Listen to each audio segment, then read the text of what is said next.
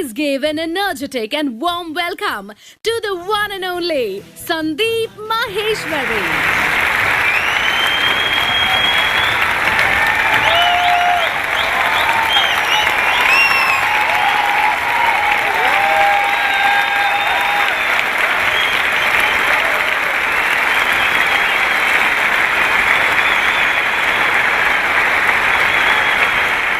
Good morning everybody.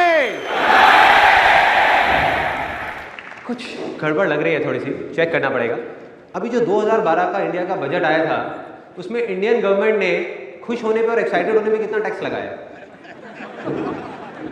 नहीं।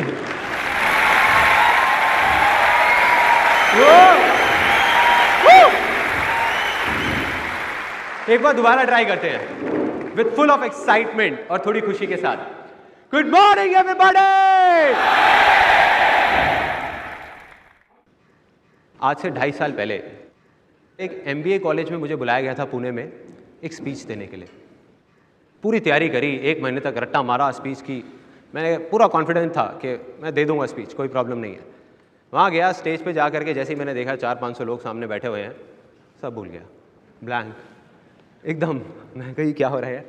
अपनी वो पर्चा उठाया जो पर्चा में ले करके गया था जिसमें सारा कुछ था, और स्टेज के पीछे एक कमरा था उसमें जा करके एंटर कर गया। उधर जा करके और फटाफट अपना याद करने लग गया।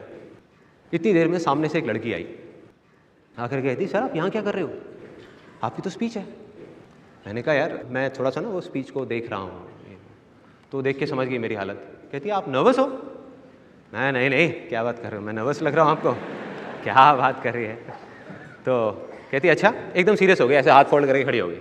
कहती अच्छा आप नर्वस नहीं हो तो ये लेडीज टॉयलेट में क्या कर रहे हो?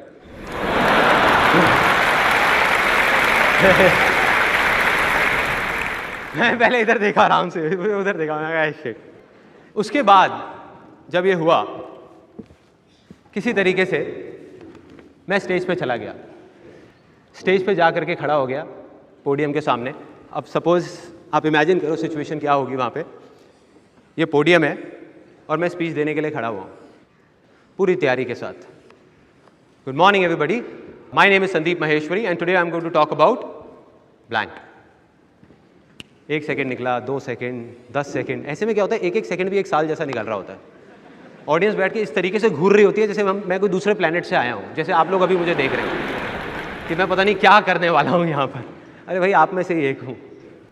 उसके बाद नियर अबाउट 1.5 मिनट बाद वहाँ खड़ा रहा मैं। ऑडियंस में ही एक लड़का बैठा हुआ था उसी कॉलेज का। उसने मुझे बोला come on sir you can do it. मुझे झटका लगा। मैंने कहा यार ये कह रहा है तो शायद मैं कर सकता हूँ।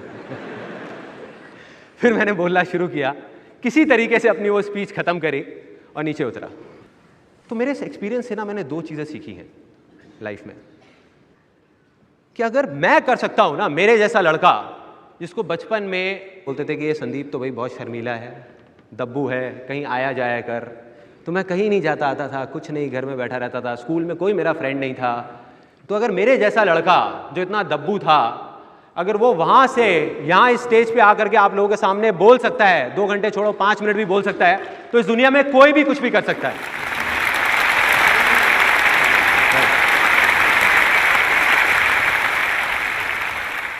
ये थी एक चीज़। और दूसरी चीज़ जो समझ आई वो मैंने कान पकड़ लिया। मैंने कहा भैया ज़िंदगी में कभी रट्टा नहीं मारना। और इसीलिए आज मैं जो कुछ भी बोलने वाला हूँ, मेरी जेब में कोई पर्चा नहीं है, कोई तैयारी नहीं है, कोई रट्टा नहीं मारा। मुझे कुछ नहीं पता मैं क्या करने वाला हूँ। मतलब कि ये सेमिनार यहाँ से नहीं होगा, यहाँ से होगा, मेरे दिल से होने वाला है।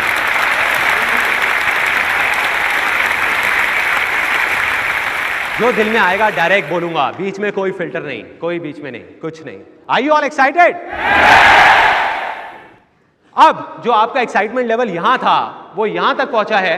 अब मैं ऐसे 3 बड़े-बड़े कमिटमेंट्स करने वाला हूं जिसको सुनकर आपका एक्साइटमेंट लेवल यहां से वहां पहुंच जाएगा, शायद ये तोड़ करके बाहर निकलेगा। ओके, पहला कमिटमेंट कि ये आज का दिन आप सबकी जिंदगी का सबसे बड़े दिनों में से एक होने वाला है। सबसे बड़े दिनों में। और इसको आप कभी नहीं भुला पाओगे, कभी नहीं। और अब मैं ये सिर्फ बोल नहीं रहा, मैं ये कमिट कर रहा हूं। हजारों लोग यहां बैठे हैं जिनको मैं नहीं जानता। अगर इन सब में से किसी एक को भी ऐसा लग जाए कि ये दिन इतना बड़ा नहीं था या इतना अच्छा नहीं था, तो आप सबके सामने मुझे सेमिनार के खत्म होते टाइम बोलिएगा, मैं हाथ जोड़ करके यहीं सबके सामने उस पर्सन से माफ़ी मांगने वाला हूँ उसका टाइम खराब करने के लिए। तो ये है मेरा कमिटमेंट पहला। दूसरा कमिटमेंट, आप में से कुछ लोगों के मन में चल रहा होगा कि यार चलो समझ आता है कि आज हमारा कुछ फ़ायदा होने वाला है, कुछ मज़ा आने वाला है, आप सीधा सीधा बताओ आपका क्या फ़ायदा है? तो ये क्यों कर रहे हो ये सब, किस लिए हो रहा है? आपने जब भी कहीं देखा होगा फ्री वर्ड लिखा होता है तो उसके ऊपर एक छोटा सा स्टार होता है, छोटा, जो कोई देख नहीं पाता, और नीचे उस स्टार के लिखा होता है कंडीशंस अप्लाई। यहां पे भी एक छोटा सा स्टार है जो शायद आप लोगों ने नहीं देखा होगा, और उस स्टार के नीचे लिखा हुआ है नो कंडीशंस अप्लाई।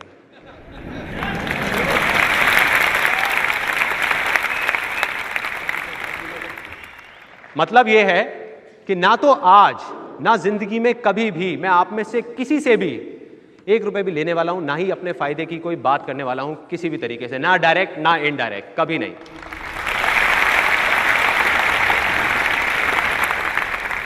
और मेरा फायदा नहीं है, लेकिन वजह जरूर है, और वो वजह जैसे जैसे सेमिनार आगे बढ़ेगा आपको अपने आप समझ आती चली जाएगी कि वो वजह क्या है, और बहुत बड़ी वजह है वो। फाइनल कमिटमेंट, तीसरा कमिटमेंट। ये कमिटमेंट कम और सरप्राइज ज़्यादा है कि आज का दिन जो ये सेमिनार हो रहा है, ये मेरी ज़िंदगी का आखिरी सेमिनार है, आखिरी लाइफ चेंजिंग सेमिनार। और इसके पीछे एक बहुत बड़ी वजह है, वो मैं आपको इस सेमिनार के लास्ट में बताऊंगा, एंड में बताऊंगा कि वो वजह क्या है जिस वजह से लास्ट सेमिनार है। अब इतने बड़े बड़े कमिटमेंट्स कर दिए, अब मैं आपको शॉर्ट में बताता हूं कि इस सेमिनार में आज होने क्या वाला है। यहाँ कितने लोग हैं जो सक्सेसफुल होना चाहते हैं? यस। अब इसमें से कितने लोग ऐसे हैं जो मानते हैं कि वो ऑलरेडी बहुत सक्सेसफुल हैं?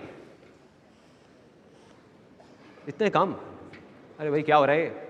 मैं प्रूव कर सकता हूं अभी कि आप सब लोग बहुत सक्सेसफुल हैं। यहां ड्राइविंग कितने लोगों को आती है? ड्राइविंग आती है। इसमें से टू व्हीलर कितने लोगों के पास है जो टू व्हीलर चलाते हैं? अब ये जो आप लोग टू व्हीलर चलाते हैं, जैसे आपने बोला आप टू व्हीलर चलाते हैं, तो कहां चलाते हैं आप ये टू व्हीलर? दिल्ली में, और कुछ लोग इंडिया की अलग अलग सिटीज में। आप, जो मुझे समझ आ रहा है, इंडिया की सड़कों पे पता नहीं कितने सालों से एक टू व्हीलर चला रहे हैं और अभी भी जिंदा है। यार ये सक्सेस नहीं है क्या? बहुत बड़ी सक्सेस है।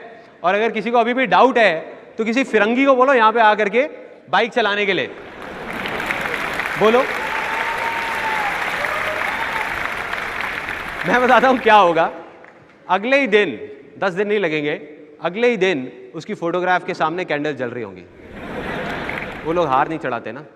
और कोई आकर के पूछेगा उसकी माँ से, बड़ा अफसोस हुआ, कैसे हुआ ये सब?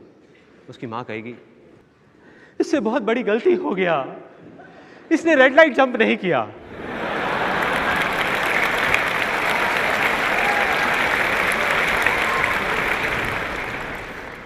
कहती है देखो सिंपल है, यहाँ पे रेड लाइट पे कोई नहीं रुकता, लोग चलता रहता है। जब दूसरी तरफ से जिन लोगों की लाइट ग्रीन है वो गुस्से से देख करके ऐसे ना कर दे। कहाँ आ रहा है भाई? कहाँ? ये सब ना करे, तब तक रुकना मत बेटा, बस चलते रहना, चलते रहना। उसको समझ नहीं आया, उसने दिमाग लगा लिया, रेड लाइट पे ब्रेक मारा, वो तो रुक गया, लेकिन उसके पीछे बस वाला नहीं रुका, उसको साथ ले गया। मतलब कि वो अपनी लाइफ में, अपनी कंट्री में बहुत सक्सेसफुल था बहुत सारी चीजों में, लेकिन इंडिया की ड्राइविंग में फेल हो गया, बुरे तरीके से फेल हो गया। और आप लोग सक्सेसफुल हैं। तो प्रॉब्लम क्या है कि टाइम के साथ साथ सक्सेस की डेफिनेशन चेंज होती रहती है। पहले एक टाइम में ड्राइविंग ही सक्सेस था, अब जब ड्राइविंग आ गई तो डेफिनेशन चेंज, डिग्री मिलना सक्सेस हो गया। ऐसे ही हुआ, डिग्री भी मिल गई, उसके बाद में था कि एक अच्छी सी जॉब मिल जाए या मैं बिजनेस कर लूँ तो मैं सक्सेसफुल हो जाऊँगा, जॉब भी मिल गई। उसके बाद था कि मेरी शादी हो जाए तो मैं सक्सेसफुल हो जाऊँगा। अब आप में से कुछ लोग हंस रहे हैं, यार गलत बात है, ऐसे किसी का मजाक नहीं उड़ाना चाहिए। देखो जो गलत फहमी है ना वो किसी को भी हो सकती है। तो उनकी शादी भी हो गई। अगर मैं यहीं पर बैठ करके आप लोगों की जितनी भी सक्सेस है उन सब की लिस्ट बनाने लग जाऊं तो अभी शाम हो जाएगी यहीं कहीं, किसी एक पर्सन की भी। आप लोग इतने सक्सेसफुल हैं, बस प्रॉब्लम क्या है कि आप लोग मानते नहीं हैं। मान